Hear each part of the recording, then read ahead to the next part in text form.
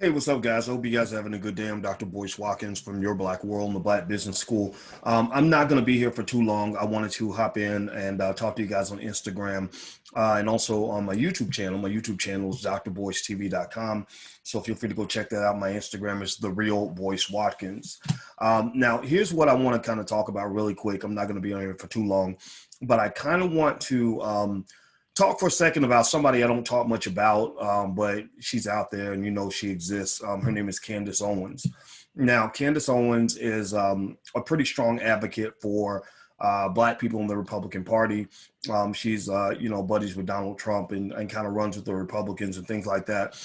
And, and I'll tell you, Candace Owens is interesting. I've seen her career kind of take off because she's being well taken care of.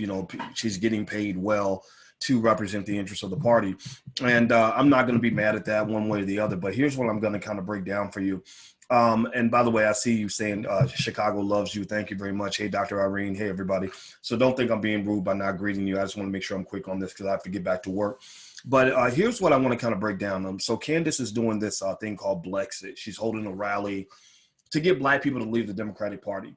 And here's what concerns me about blexit and what Candace Owens is doing, and also why I compare Candace Owens to Kamala Harris. I actually believe Candace Owens is basically Kamala Harris in blackface. She's kind of a younger, less unattractive version of Omarosa. Trump likes to have Black women next to him, so it used to be Omarosa, and then he got done with her, chewed her up, spit her out, and now Candace Owens is his favorite Black girl. That's his African American, if you will, right? He likes to claim Black people. Everybody wants to claim Black people, especially when there's an election. Everybody wants Black people to be on their side. Everybody wants Black people to do their dirty work. Everybody wants Black people to, carry their load, basically. And so that's what Candace's job is. Let's make no mistake about it. She's a more intelligent version of what Diamond and Silk do. Diamond and Silk, as you know, they're kind of like this Laurel and Hardy, step and fetch it kind of minstrel show that goes around and kind of, they kind of coon out for Donald Trump. Now, I'm going to give you an objective analysis on this, or as objective as I can be. It's probably not objective. Sorry, scratch that. It's really what I see here. My bias is toward Black people. I told you guys who I'm voting for. I'm not voting Democrat. I'm not voting Republican. I'm voting for Black people. Voting for Black people means my energy, my attention is on the Black community. It's almost like if you have children and your boss says, I need you to come to work on the day that your children need you. There's a day where you got to say, sorry, boss, I'm not coming to work. I got to take care of my kids. Boss, I don't hate you. I don't love you. I don't give a fuck about you. I got to take care of my kids. I got to be home with me and mine. So that's what I'm saying. When the Democratic and Republican parties come along and say, hey, we want you to come to work. We need Negroes to work for us in this election. We need Black people to save us. I'm just saying, look, I don't love you. I don't hate you. I don't give a shit about you. I got to take care of me and mine. I got to take care of what's at home. I got to take care of Black people, period. That's it. That's what it is. But Candace is holding this blexit thing. And the goal of blexit is to get Black people to leave the Democratic Party. I don't have any problem with Black people leaving the Democratic Party. You guys know, I feel the Democratic Party, they had their chances. They they are the incumbent. They're the party that most Black people vote for. But unfortunately, because they've taken Black people for granted for so long, the love that Black people have for the Democrats, a lot of that is gone. They gave them multiple chances. They were even supporting the Democrats, despite the fact that Biden pushed forward that crime bill, which put 100,000 cops on the street, $10 billion into prisons, took away educational programs in prisons, and took a lot of the fathers away from the community. That's a pretty horrible thing to do. And the fact that they can do all those things and Black people will still show up and vote for them shows just how forgiving we are. Also, if you think about this, what's really fascinating is that with all the Black men that Joe Biden sent to prison, when he talked about super predators and passing laws to send Black people to prison, the whole time his son was a drug addict. His son's a drug addict, possessing drugs, using drugs, maybe even selling drugs. I don't know. And his son never served a day in prison. So he's, preaching this holier than thou thing, like, oh, all the people that are drug offenders should go to prison for 100 years. And his own son never got any of that time. So that just kind of speaks to you in terms of the just the insult of it all. I mean, just the horrific nature of what they've done to Black people. And so, but here's the thing though, right? So Candace Owens, she understands that. Candace Owens is not a person, in my opinion, who's really of the community. She's not knee deep in the trenches in terms of really representing the interests of Black folks. She's married to a white man. She's got this white husband. Who you marry says a lot about who you are. I have people in my family that married white. But I just had to say, I said, look, marrying a white person is not the same as marrying a Black person. If I married a white woman, I couldn't be the advocate for you. I couldn't be legitimized as an advocate for you the way I am when I say I gave my life to a Black woman. I sacrificed my life to be with a Black woman. I didn't say I'm gonna go marry a white woman and then spend my spare time with Black people. I said I'm in the trenches, knee deep, 40 hours a week, plus some full-time Black man, Black family, Black, as Black as I can be. Now, everything, nobody's 100% on anything, but at the end of the day, this idea that who you marry doesn't matter is absolutely ridiculous. So peep this. I thought about Candace Owens and I thought about Kamala Harris. And I thought it was interesting that both of these women are married to white men. I think that says a lot, right? Kamala's married to a white man. She's serving a white man. She's married to Doug Emhoff. She's serving Joe Biden.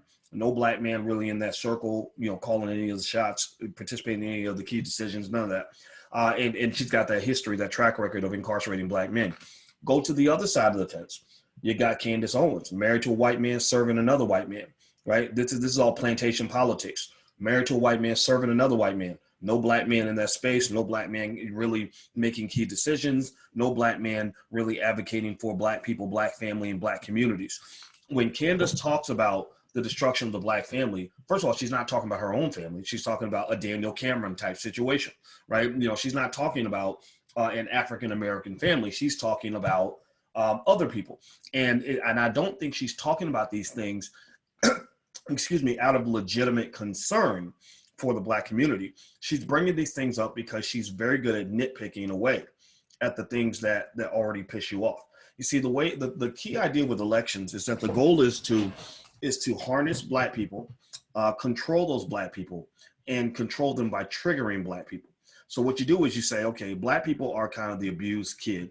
They are, they've been beaten up, spit on, shit on, mistreated, disrespected in every way.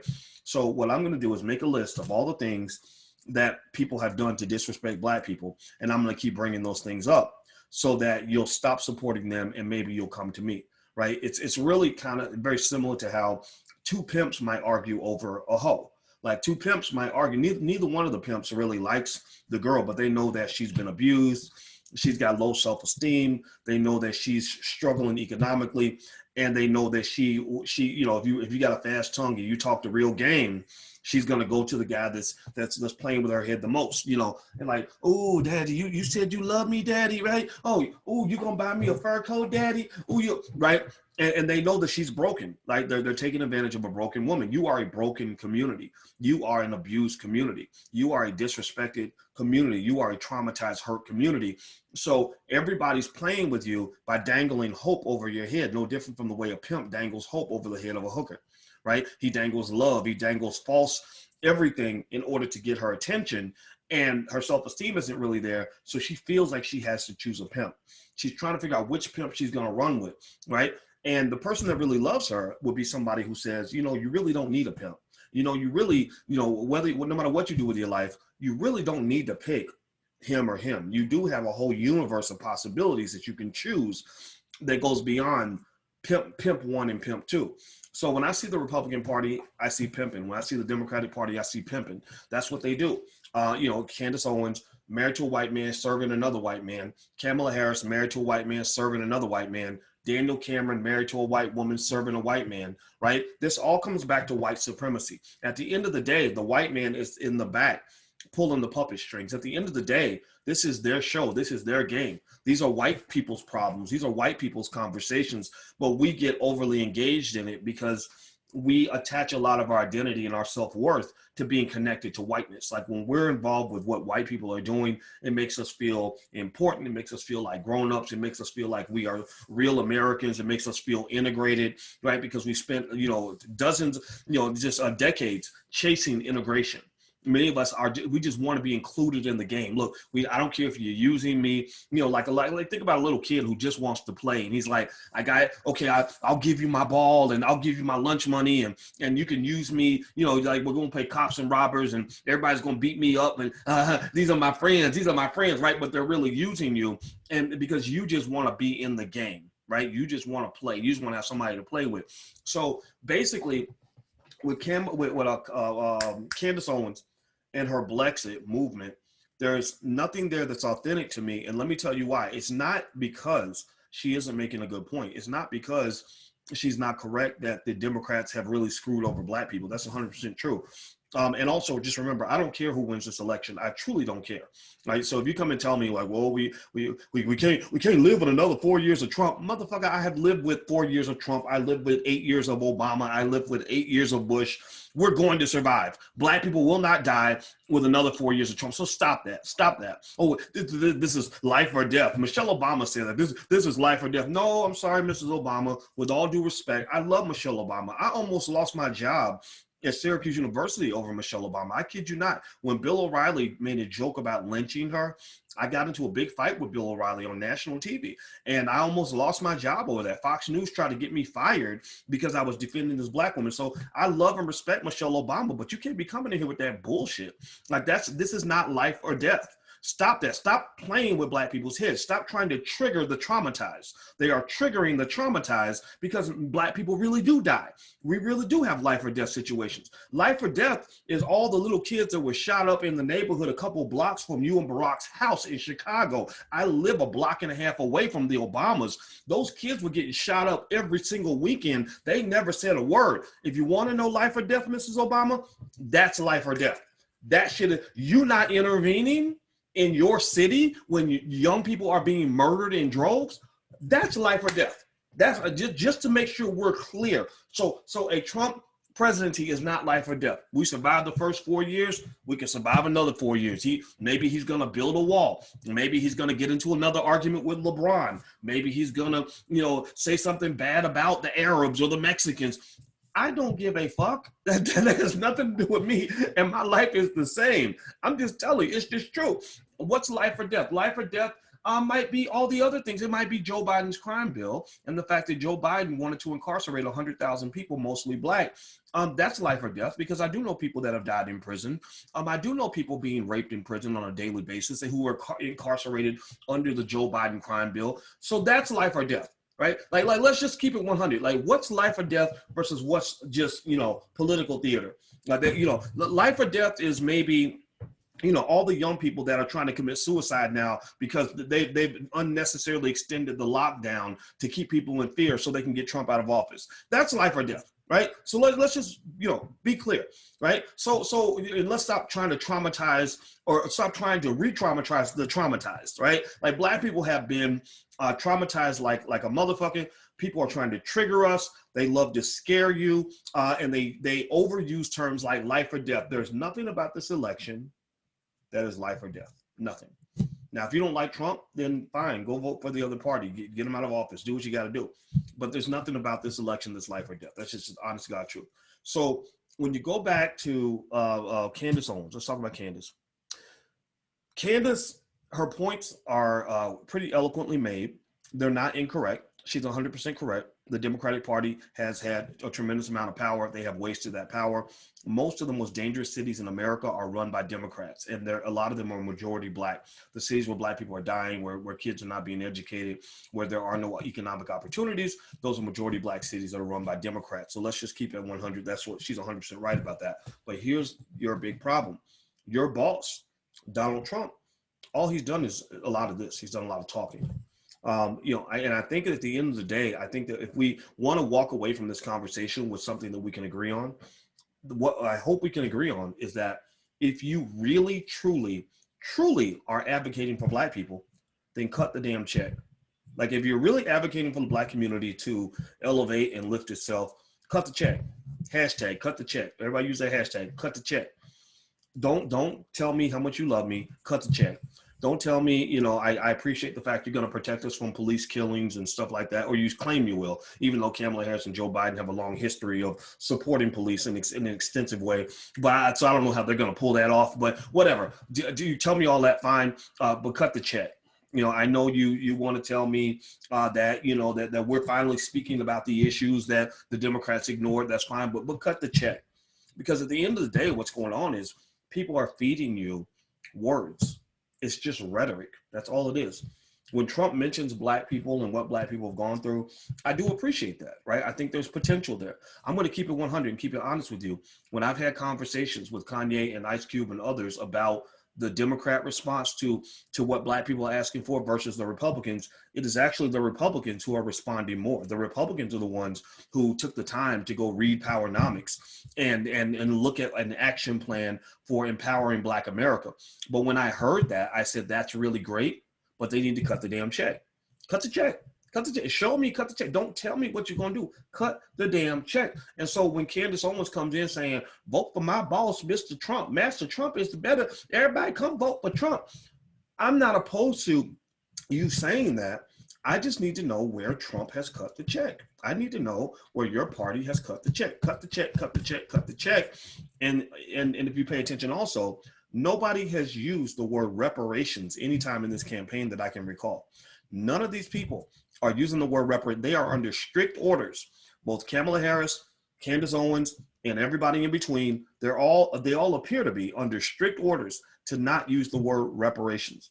So I think that's just really, really suspicious. I think that's incredibly problematic. When I'm talking to Black people every day, I talk to you guys every single day, every day. That's how I try to prove that this is where I live. This is my loyalty. I talk to you guys every day. If you've been watching me for 8 years, you've seen me coming here talking to you every single day. I almost never miss a day, right? And I talk to Black people, and reparations is one of the top issues that Black people care about in this election. And the fact that this is the number one issue or top 2 or 3 for sure for Black people, and neither the Democrat nor the Republican parties is ever even saying the word reparations, that right there tells you that they don't have your best interest at heart. They want to use you, but they don't want to help you. They want to ride you to the White House, but they don't actually want to do anything that's going to elevate and uplift your community. People who love you listen to you. If I went up to Alicia and said, hey baby, what do you want for your birthday? And she gives me a list of 10 things, and I say, oh, fuck that list. I got you a new vacuum cleaner. Right? Like, so you can clean the house better. Like, what kind of man would I be? Is that love? Yes or no? Is that love? If she tells me 10 things she wants, Boyce, what I really want is this, and I completely ignore it, I act like I didn't hear it, but I come back and I say, hey, I got you a football, baby. Now we got a football we can play with. I got you the ESPN package on cable. We gonna be good now, baby. We both got ESPN. We get to watch all the NFL games. She didn't ask for that. She didn't ask for that. That ain't love. That's not me showing love for her. That's me showing love for myself, right? So when the Democrats and Republicans, when the Democrats come to you and say, you're like, well, we want reparations. Well, we're going to get you those voting rights. Well, we didn't ask for that. We asked for reparations. Well, we're going to make sure that all the souls can get to the polls. Your booty can get to the polls. Well, when they get you voting rights, that's not love for you. That's love for themselves, right? Seriously, that's the craziest thing in the world. It's almost like these companies where they, like student loans are kind of like that, where they say, we're going to get you money. We're going to get you, $50,000 in student loan debt so you can give the money to us so we can give you an inferior education and keep you in debt for the rest of your life. Like, they're not doing you a favor. You think they're doing you a favor, but they're doing themselves a favor, because the minute you get that check for 50 grand, you're going to give it right back to them. They will give you that 50 grand to go buy an overpriced education, but go in there and try to say, hey, I don't want 50 grand for education. I just want 30 grand for a business loan. Go in there and try to get a $30,000 business loan instead of a $50,000 student loan, and watch how quickly they put your black ass out on the street. Because a student loan benefits them. A business loan benefits you. Money in your pocket that you get to apply in the way you choose benefits you. Money in their pocket benefits them. So just keep that in mind. please don't let these people fool you. And so with Candace Owens and Blexit, I think everybody in the world has a right to be a Republican if you want to. I do not discriminate against my friends who are Trump supporters. I find it really fascinating. I do not discriminate against my friends who are Biden supporters. I just would say that I believe you shouldn't take it too seriously, because no matter who wins this election, neither party is really going to elevate the Black community. That's a non-factor in terms of us doing what we need to do to benefit our people. What our people need is a specific kind of medicine that isn't being administered by either political party. And if they don't want to help, then as far as I'm concerned, they just really don't matter. So I'm not going to get on here and go campaign for my favorite politician. In fact, it's really downright fucking embarrassing that many of the celebrities that you look up to are actually getting on TV trying to get you to go vote for certain people. I think that's really embarrassing. I think it's kind of pathetic. And that's why I give a shout out to Ice Cube, because he's the one guy who says, I'm not going to play ball. You know, he gets invited to all the little, like, hey, we need you to do a rock the vote campaign. He's like, no, fuck that. I'm here for Black people. And you need more celebrities to do that. You should reward the ones who really have your back and punish the ones who don't, right? It doesn't mean that they can't tell you that they're going to vote for Biden or Trump. They can do that. But at the end of the day, what's in it for us? That's it. Like, what's in it for us? Like, tell us what's in it for. Tell me why.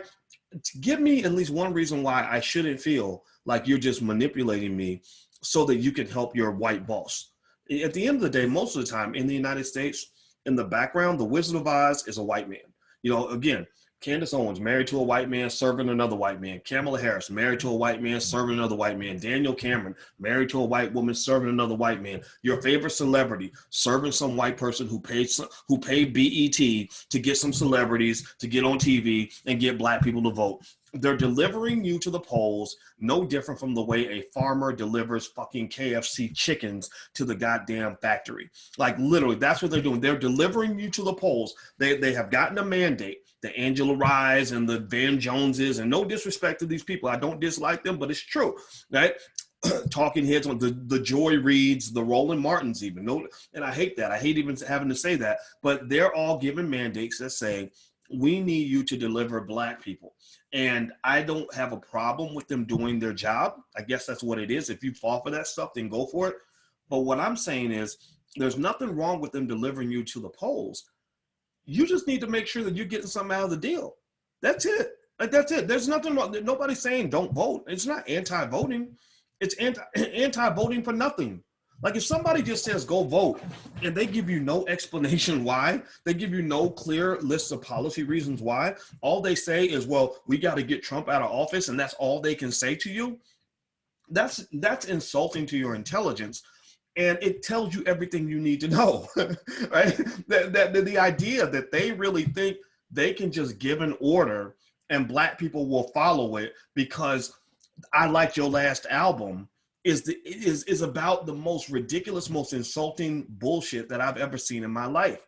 Like, I just don't understand it. But then again, I tend to relate more to people who are thinkers. A lot of people aren't thinkers. A lot of people just follow the crowd. And I'm like, you're telling me to do something, but you're not giving me a reason why. You know, Black people get in a lot of trouble when they just do what they're told and we don't ask why. We need to be asking why on everything. You need to question every damn thing, because they will have you taking vaccines just because they told you to. They'll have you going to certain schools, sending your kids to terrible schools just because they told you to. They'll have you doing all kinds of shit just because they told you to. And then next thing you know, your life is in ruins and shambles because you never stop to ask a question. You never stop to ask why. So, once again, nothing wrong with celebrities who are saying go vote. I have no problem with that. But if they can't give you policy reasons to vote and explain what's in it for you, then that's no different from somebody saying, get naked, I'm going to have sex with you, and it's going to be bad sex, and you get nothing out of the deal. Nobody wants bad sex. So having bad sex is kind of what it's like when you show up and you just vote and you don't get anything out of the deal. I'm not signing up for bad political sex. You know, if I can't get something out of it, then we won't. It just won't be happening. Okay, guys. So I'm gonna go Thank you for not making fun of me too much. I'm in the middle of some dental stuff, so that's why I'm talking a little bit different. So try to focus, but if you have something to say about it, that's fine. It is what it is. You got to take care of your dental health, and I want to encourage you guys to consider that for yourselves as well. So anyway, take care. Hit the thumbs up button, share, and subscribe button. Also, if you'd like a free e-copy of my book, It Takes a Village to Raise the Bar, you can go to allblackeconomics.com. That's allblackeconomics.com. And on the 15th, the Powernomics Masterclass starts with Dr. Claude Anderson. You can go to powernomicsmasterclass.com. That's powernomicsmasterclass.com. Use the code word podcast. You get 30% off.